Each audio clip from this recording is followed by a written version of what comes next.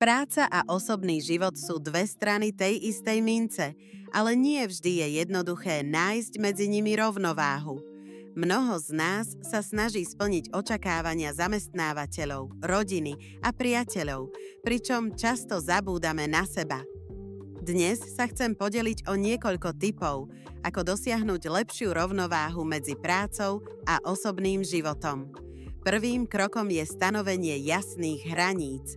Je dôležité oddeliť pracovný čas od voľného času. Ak pracujete z domu, určite si vyhradte konkrétny priestor a čas na prácu. Keď skončíte, zavrite dvere a prepnite na osobný život. Týmto spôsobom si vytvoríte priestor na regeneráciu a oddych. Druhým tipom je naučiť sa povedať nie. Mnohí z nás sa snažia vyhovieť všetkým, ale to môže viesť k vyhoreniu. Je v poriadku odmietnúť ďalší projekt alebo pozvanie, ak cítite, že už máte plné ruky práce. Prioritizujte svoje úlohy a sústreďte sa na to, čo je pre vás najdôležitejšie. Tretím aspektom je plánovanie.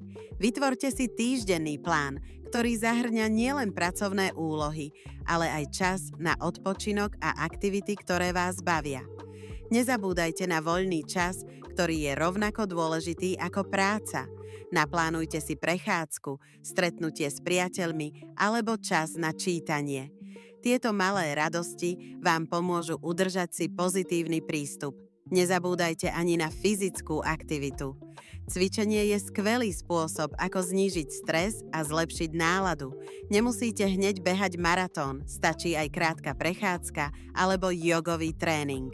Dôležité je, aby ste sa hýbali a cítili sa dobre vo svojom tele. A nakoniec nezabúdajte na sebareflexiu. Pravidelne si vyhradte čas na zamyslenie nad tým, čo vám funguje a čo nie. Ak sa cítite preťažení, zamyslite sa nad tým, čo môžete zmeniť. Možno potrebujete viac času na seba alebo zmeniť prístup k práci. Buďte k sebe láskaví a otvorení zmenám. Rovnováha medzi prácou a osobným životom nie je statická, ale dynamická. Je to proces, ktorý si vyžaduje neustálu pozornosť a prispôsobenie. Pamätajte, že váš osobný život je rovnako dôležitý ako vaša kariéra.